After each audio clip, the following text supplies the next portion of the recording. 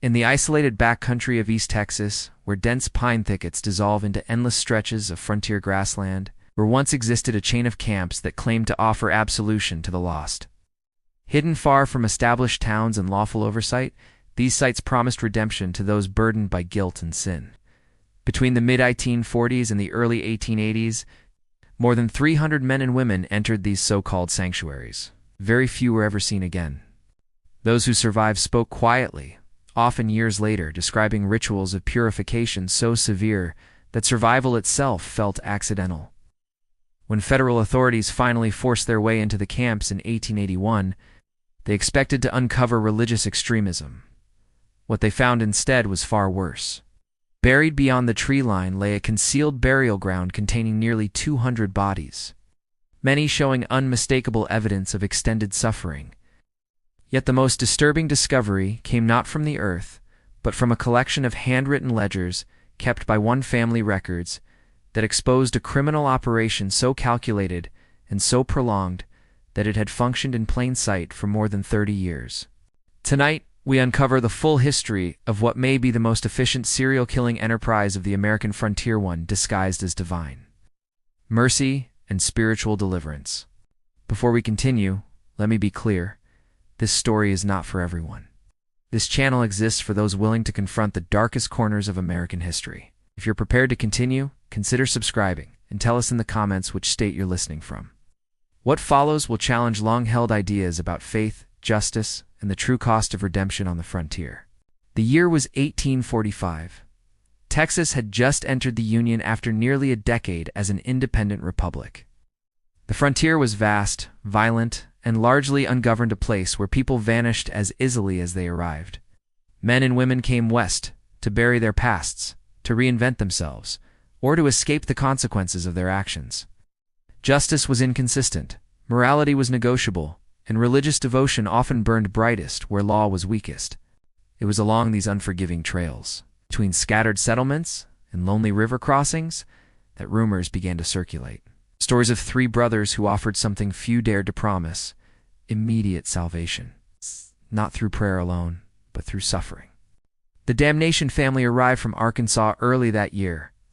Malachi, Cornelius, and Jebediah presented themselves as holy men, carrying formal letters of endorsement from Baptist and Methodist congregations across the South. Their credentials appeared legitimate. Their sermons were unforgettable. Malachi Damnation, the eldest, was tall and composed, with sharp gray eyes that unsettled those who met his gaze. His voice carried a strange authority, resonant and capable of bending even hardened criminals to tears. At 35, he was the public face of the ministry, delivering sermons that balanced terror and hope in equal measure. Cornelius, slightly younger, played a quieter but no less vital role. Thin, hollow-faced, and intensely observant, he possessed an unsettling ability to identify guilt without being told. Many believed he could see sin written plainly on a person's expression. He was responsible for what the brothers called the accounting, extracting confessions and recording them in meticulous detail. The youngest brother, Jebediah, claimed divine visions. Broad-shouldered and powerfully built, he described his immense hands as instruments chosen by God. While Malachi spoke and Cornelius listened, Jebediah acted. He oversaw the physical trials of purification, determining how much pain was necessary to cleanse a soul. Together, they established a rotating network of redemption camps in the most inaccessible regions of East Texas, where swamps gave way to forest and civilization felt impossibly distant. The camps were deceptively simple: canvas tents arranged in circular patterns, rough wooden crosses planted at their center, and a communal fire pit where sermons were delivered after nightfall. The people who came were exactly who one would expect on the frontier: rustlers avoiding the noose, prostitutes fleeing violent employers, gamblers buried in debt, killers escaping vigilante justice, soldiers who had deserted wars they no longer believed in. But there were others as well: businessmen facing scandal, local officials accused of corruption, and sincere believers searching for spiritual renewal. The brothers preached a theology that matched the brutality of frontier life. Sin, they said, could not be forgiven gently. It had to be destroyed. The body must suffer, Malachi would proclaim, his voice echoing through the trees, so the spirit may rise unburdened. Redemption is not found in comfort, but in agony. Their reputation spread rapidly. Frontier newspapers printed testimonials describing miraculous transformations. Men supposedly entered the camps violent and broken, only to leave peaceful, devout, and eager to spread the gospel. According to these accounts, the brothers were performing spiritual miracles. The first serious warning surfaced in the summer of 1847. A cattle driver named Samuel Hartwell arrived in the town of Marshall barely alive. Those who recognized him were stunned. Once strong and confident, Hartwell now appeared emaciated and aged beyond his years. His hair had gone white. His hands trembled constantly. Loud noises caused him to recoil in fear. Most unsettling were his eyes, empty, distant, as though something inside him had been extinguished. He spoke rarely, and never without hesitation. When he did, it was in fragments, interrupted by long silences. The local pastor who sheltered him reported that Hartwell screamed nightly about a place he called the pit and about cries that never ceased. In moments of clarity, Hartwell explained that he had come to a redemption camp seeking forgiveness for killing a man during a drunken card dispute. The brothers, he said, knew everything: crimes he had never confessed, thefts he had buried in shame, betrayals he believed forgotten. They said pain would wash it all away, Hartwell whispered. According to his account, the process began immediately. New arrivals were stripped of possessions, dressed in coarse robes, and forced to confess every sin they had ever committed. Cornelius recorded each word. Hesitation or omission was suspected. Jebediah intervened. Confessions could last weeks. Only after the brothers were satisfied did the next stage begin. 7 days without food, endless labor. Each penitent was required to dig a grave symbolizing the death of their former self. What followed was far worse. Hartwell described prolonged beatings with reinforced whips, each strike allegedly representing a specific sin. The punishment continued until the brothers deemed the soul sufficiently broken. Survivors were then placed into the graves they had dug, partially buried and left there as prayers were spoken over them. Some never emerged. Those who died, Hartwell said, were celebrated. Their deaths were declared proof of perfect purification, so cleansed that God had taken them directly. Crosses were planted. Names were added to a ledger labeled the Redeemed. Local authorities dismissed Hartwell's testimony as the delusions of a shattered man. The brothers' endorsements were unquestioned. No missing persons had been officially reported. Within weeks, Hartwell himself vanished. The camps continued, and over time, the pattern became impossible to ignore. Families received letters describing dramatic conversions followed by sudden calls to missionary work in distant territories. Financial requests accompanied these letters. Loved ones were never seen again. Camps relocated constantly. Records disappeared. Questions went unanswered. By the time anyone realized the truth, decades had passed. The ground beneath East Texas was already full. As questions mounted, more voices began to surface, quiet at first, then impossible to ignore. Across East Texas and neighboring states, families reported similar vanishings, similar letters, similar silences. One of the first professionals to recognize the pattern was Dr. Elizabeth Thornton, traveling physician who had treated several individuals claiming to have survived the redemption camps. What she observed unsettled her deeply. These were not people at peace. She later testified before federal officials. They bore the psychological wounds of extreme trauma. Their expressions lacked the calm associated with spiritual renewal. Instead, there was fear deep, persistent, and unresolved. The survivors who did manage to return to society were undeniably changed, but not reborn. They startled violently at sudden sounds. They avoided crowds. Many refused to sleep indoors. And most striking of all was their absolute resistance to discussing what had occurred inside the camps. It was as though they had sworn an oath, spoken or unspoken, that forbade them from revealing the truth. Dr. Thornton recorded several cases that haunted her for years.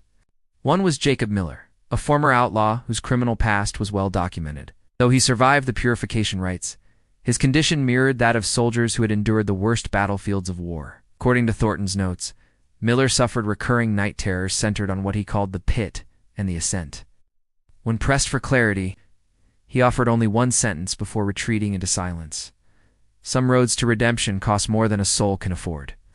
Another case involved Sarah Colby, who had entered a camp seeking forgiveness after abandoning her children during years of prostitution.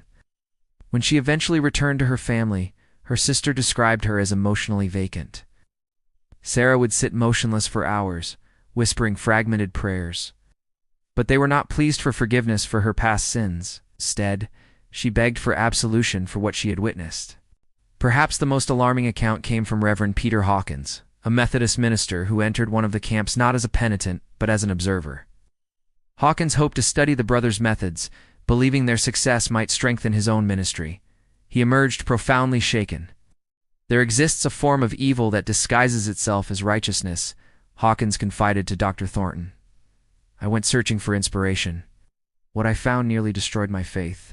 Hawkins refused to describe the rituals in detail. He claimed that speaking openly would place others in danger, particularly those curious enough to investigate. What he did say was this: the camps were never about salvation. They were about control, about exploiting desperation, about turning belief itself into a weapon. Through the 1850s and into the 1860s, the disappearances continued. Then came the Civil War. The chaos of the conflict provided perfect cover. Entire communities were displaced. Records were lost. Communication collapsed. In such conditions, people vanished without explanation every day. For the Damnation family, it was a period of unprecedented freedom. But the war's end brought change. In the spring of 1879, a Texas Ranger named Captain James Morrison was assigned to investigate a rising number of missing persons across East Texas. Morrison was meticulous, trained in military intelligence, and deeply skeptical of coincidence. Ow. As he reviewed years of fragmented reports, one detail stood out. The disappearances followed a path, every cluster aligned with the movements of the redemption camps. Morrison's involvement escalated after a formal complaint arrived from Senator Charles Whitman of Louisiana. His nephew had vanished after entering a camp near the state line. Unlike earlier inquiries handled by overburdened local sheriffs, Morrison had authority that crossed borders and resources to match. Something here defies explanation, Morrison wrote in his first report to headquarters in Austin.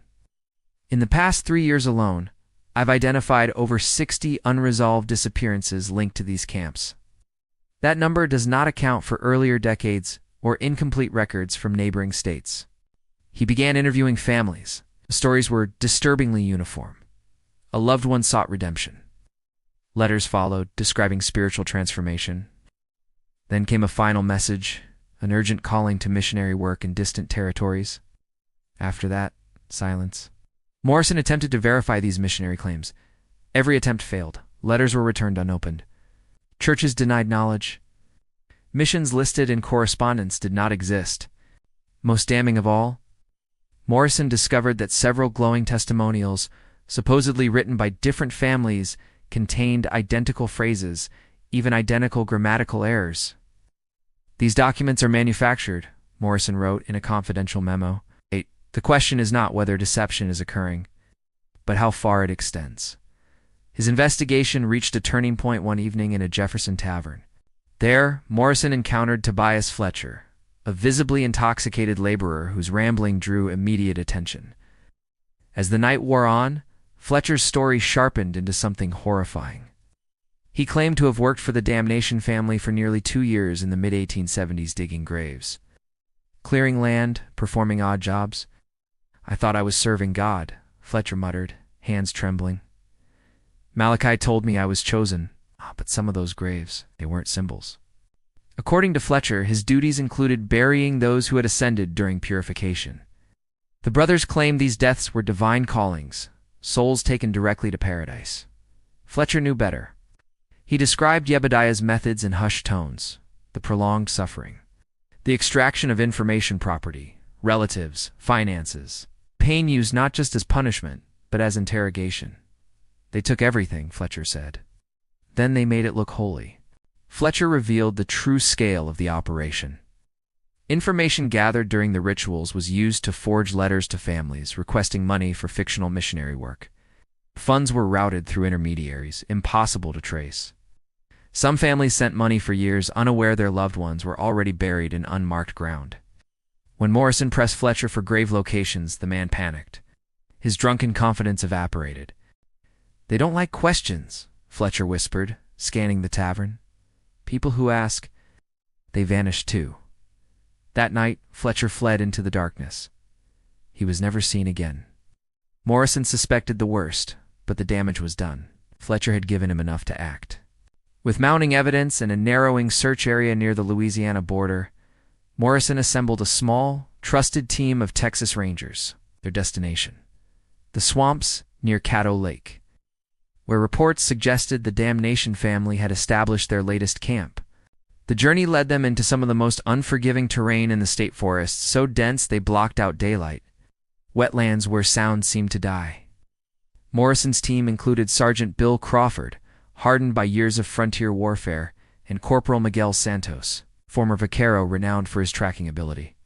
What awaited them ahead would finally expose the truth buried beneath decades of faith, fear, and silence. And Private David Thompson, the youngest of the unit, whose exceptional eyesight and controlled breathing had earned him a quiet reputation as a dead-accurate marksman. Each man had been selected not only for competence, but for discretion. Morrison understood that a single leak could send word racing ahead of the man. In this case, forewarning could be fatal. As they closed in on the region surrounding Caddo Lake, the Rangers began noticing signs that something was profoundly wrong. The land felt emptied. Game was scarce. Birds were silent. Even insects, the relentless presence of East Texas summers, were noticeably absent. The few settlers they encountered offered warnings instead of directions. An aging trapper named Ezekiel Marsh, encountered at a trading post near Marshall, spoke with certainty born of experience. "That ground ain't right," he said flatly. "I've hunted those woods 3 decades. Animals won't cross into it. And the few that do, don't come back the same, if they come back at all." Marsh's account matched reports Morrison had quietly collected from others. Witnesses described a stretch of forest where trees grew warped and misshapen, where the usual chorus of wildlife vanished entirely. Locals spoke of curses and sacred ground, but Morrison suspected something more tangible. Decomposition on a massive scale could poison soil, drive away animals, and silence entire ecosystems. The Rangers established camp several miles from the suspected site, choosing observation over confrontation. Morrison's intent was clear: gather proof so overwhelming that no courtroom could dismiss it. He knew the brothers' religious standing and carefully cultivated reputation would shield them unless exposed beyond doubt. That very first night confirmed their fears. Carried on the wind came sounds no one could mistake human voices breaking under. Pain, screaming, begging, interwoven with chanting that sounded ritualistic, delivered in unfamiliar cadences. The cries did not fade naturally. They stopped abruptly, then resumed hours later, as though suffering itself were being carefully rationed. "This wasn't pain," Morrison later wrote. "It was despair." The sound of someone realizing mercy was not coming. At dawn, the Rangers advanced cautiously into the surrounding woods. What they discovered erased any remaining uncertainty. Shallow graves dotted the landscape in unnatural rows, far too many to be symbolic. Morrison counted more than 60 that appeared recent, each marked with a crude wooden cross engraved only with a number. And beneath it all lingered the unmistakable stench of death. Private Thompson, who had once assisted battlefield medics, confirmed what they already knew. "That's not 1 or 2 bodies," he said quietly. "That's a lot. Old and new." As they moved closer to the camp, new sounds emerged. From the largest tent came the steady rhythm of metal striking flesh. A man screamed. A calm voice spoke over him, measured, deliberate, reciting prayers, as if conducting a sermon. They were witnessing an active torture session. Morrison faced an impossible choice: intervene now and lose the chance to dismantle the entire operation, or wait while another life slipped away. The decision was stolen from him when the screaming ceased, replaced by a silence more chilling than the noise that preceded it. Someone had just died. With grim resolve, Morrison signaled his team into position around the perimeter. Over the next several hours, they documented what could only be described as a machine, precise, efficient, rehearsed. Each morning began with public worship, hymns, scripture, new arrivals standing among seasoned penitents, unaware they had entered a slaughterhouse disguised as a sanctuary. As the day progressed, the masks slipped. Cornelius conducted private confession sessions that stretched on for hours. Pleading voices rose and fell within the tent. Morrison noted that Cornelius seemed to know exactly when someone was withholding information, not divine insight, Morrison wrote in his log. Psychological pressure, isolation, likely physical coercion. Information was extracted, systematically assets, family ties, property, debts, everything of value. The data fueled a sophisticated fraud network that extended far beyond Texas. Thompson, positioned closest, observed Yebediah's so-called healing rituals. He's got instruments I've never seen, Thompson whispered during one briefing. And he knows how to use them so nobody dies too fast. This was not frenzy, it was refinement. On the second night, the Rangers witnessed what the brothers referred to as an ascension. A battered penitent was brought before the congregation. Malachi delivered a sermon praising the mercy of purification. Yebediah then ended the man's life with ritualistic calm. The body was buried. Number was added to the ledger. This is not fanaticism, Morrison concluded. It is commerce. Murder conducted as procedure. Further searches revealed a hidden structure deep in the woods, a workshop. Forged documents, counterfeit seals. Evidence of financial crimes spanning multiple states. These men are not just killers, Morrison stated. They are architects of exploitation on a scale rarely seen in frontier history. On the third day, the investigation could not continue. A family arrived at the camp, 2 parents and their children, seeking purification for minor moral failings. Watching the children led inside shattered Morrison's restraint. I would not allow children to die for evidence, he later said. Enough. Morrison began planning the arrests during the evening service when all 3 brothers would be present, distracted and least prepared for resistance. The defense strategy, led by the well-known attorney James Worthington, rested on a single fragile pillar: doubt. From the beginning, it was clear that Worthington understood the impossible position he was in. The evidence was overwhelming, the public sentiment vicious, and the defendants themselves offered little sympathy to work with. Worthington attempted to reframe the brothers not as masterminds of evil, but as products of a violent frontier culture where lawlessness, deception, and brutality were tragically common. Worthington argued that much of the prosecution's case relied on written records whose authorship could not be independently verified. He suggested that the ledgers may have been exaggerated, altered, or even fabricated by unknown accomplices attempting to shift blame. He questioned the reliability of forensic conclusions, pointing out that medical science of the era was still developing and prone to misinterpretation.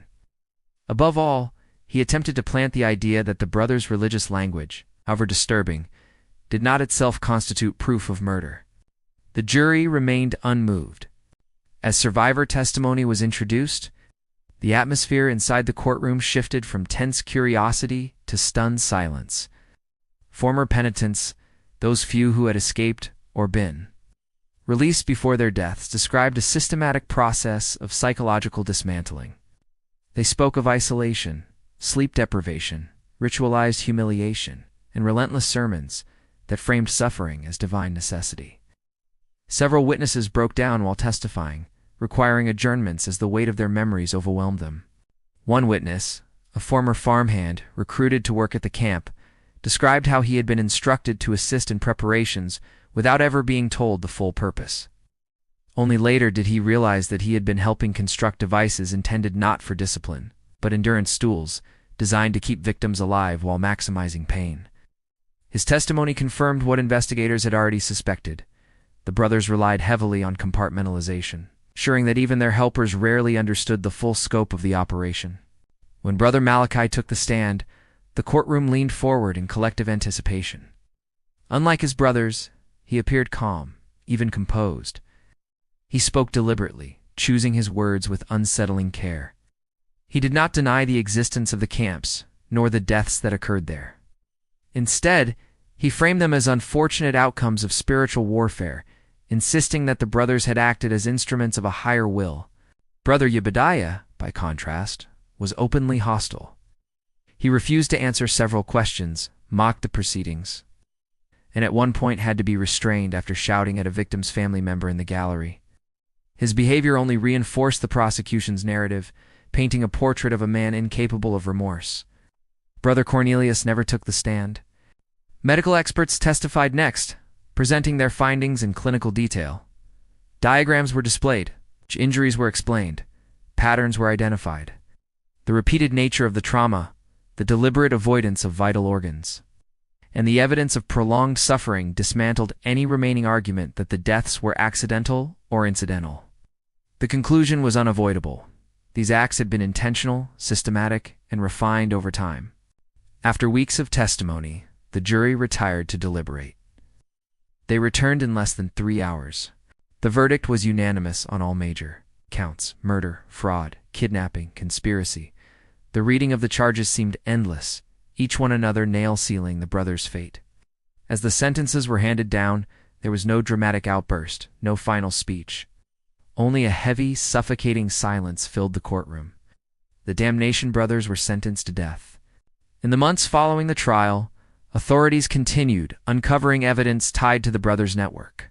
Several accomplices were arrested. Others vanished before they could be questioned. A handful of corrupt officials quietly resigned or were removed from office, their reputations permanently stained. Entire congregations dissolved under the weight of betrayal, their faith shaken by the realization that they had unknowingly supported a machinery of cruelty. The camps were dismantled and burned. The land was reclaimed, though locals claimed it never felt the same. Stories persisted of strange sounds at night, of unearthed bones appearing after heavy rains, of an unease that never quite faded. Whether superstition or collective trauma, the shadow of the brothers lingered long after their executions. Historians would later describe the damnation case as a turning point in frontier law enforcement, a grim lesson in how faith, fear, and fraud could be weaponized when oversight failed. It exposed vulnerabilities not just in systems of justice, but in human trust itself. The question remains unsettlingly relevant. How many crimes go unnoticed when evil wears a convincing mask? And how many victims are silenced before anyone dares to look closer? The bloodlines of the cursed were never truly erased.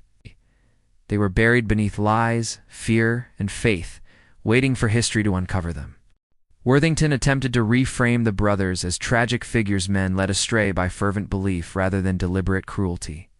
He described them as extremists whose devotion had crossed dangerous lines, arguing that their actions stemmed from sincere, if distorted, faith. In his closing remarks, he conceded that mistakes had been made, but insisted those mistakes were born of obsession, not malice. According to the defense, the brothers believed they were rescuing lost souls, and any deaths that occurred were unfortunate consequences of misguided religious discipline rather than intentional murder. That argument collapsed almost immediately. The prosecution dismantled the narrative piece by piece, beginning with survivor testimony and continuing with excerpts from the brothers' own meticulously maintained records. The precision of the ledgers tracking finances, outcomes, and behavioral responses stood in stark contrast to any claim of spiritual spontaneity. These were not the notes of men acting on faith alone. They were operational documents reflecting planning, experimentation, and profit. Brother Malachi's testimony proved especially devastating to the defense. When called to the stand, he displayed neither remorse nor spiritual justification. Instead, he spoke with an unsettling pride, openly acknowledging the efficiency of their system and boasting about how long they had avoided detection. He rejected the notion that their actions were religious at all, describing them instead as necessary measures in a harsh world that discarded the weak. He spoke of people as resources, expendable lives that could be transformed into something useful. When pressed about the suffering inflicted, Malachi dismissed it with chilling indifference, arguing that death was inevitable and that his victims had at least served a purpose in dying. His words drained the courtroom of any remaining illusion that belief had driven their crimes. Brother Cornelius followed with testimony that was equally disturbing in its calm detachment. He described his methods of extracting information with the language of a professional explaining a craft. Confession, he claimed, was something people desired once their resistance was stripped away. He portrayed torture not as violence, but as facilitation, an unpleasant but effective means of uncovering truth and financial gain. Brother Ubidea's testimony unsettled even hardened observers. He spoke with enthusiasm about physical suffering as if it were an art form. Pain, he claimed, revealed authenticity and stripped away deception. His descriptions were clinical, deliberate, and utterly devoid of empathy, reinforcing the prosecution's assertion that these acts were not impulsive excesses, but practiced techniques refined over time. Medical expert Dr. Elizabeth Thornton provided crucial context, explaining to the jury that the injuries documented across dozens of victims revealed advanced understanding of anatomy and psychological endurance. The methods used were not random or ritualistic. They were calculated to extend suffering while keeping victims alive. Thornton emphasized that such precision could only come from study and repetition, not religious frenzy. The most emotionally devastating testimony came from the survivors. Those who had lived through the camps described a process designed to destroy identity itself. Isolation, deprivation, manipulation, and relentless ideological pressure were used to convince victims that suffering was deserved. One witness explained that the goal was never merely death, but submission, the complete collapse of body, mind, and will. Samuel Hartwell, whose earlier account had first drawn attention to the camps, returned to the stand despite visible trauma. His voice trembled as he described how victims were systematically broken before being killed. The pain, he said, was never rushed. It was deliberate, observed, enjoyed. Other survivors confirmed his account, including Rebecca Marsh, described how the brothers turned guilt into a weapon. Victims were made to believe they were fortunate to suffer, that gratitude was expected, and that death would be a release rather than an injustice. By the end, she testified, many victims begged for execution, convinced it was salvation. Former accomplice Jacob Wheeler provided the final blow. Having escaped the operation after a moral collapse, he exposed the scope of the brothers' long-term planning. Camps were designed to operate just long enough to extract value before suspicion arose. Escape routes were planned in advance.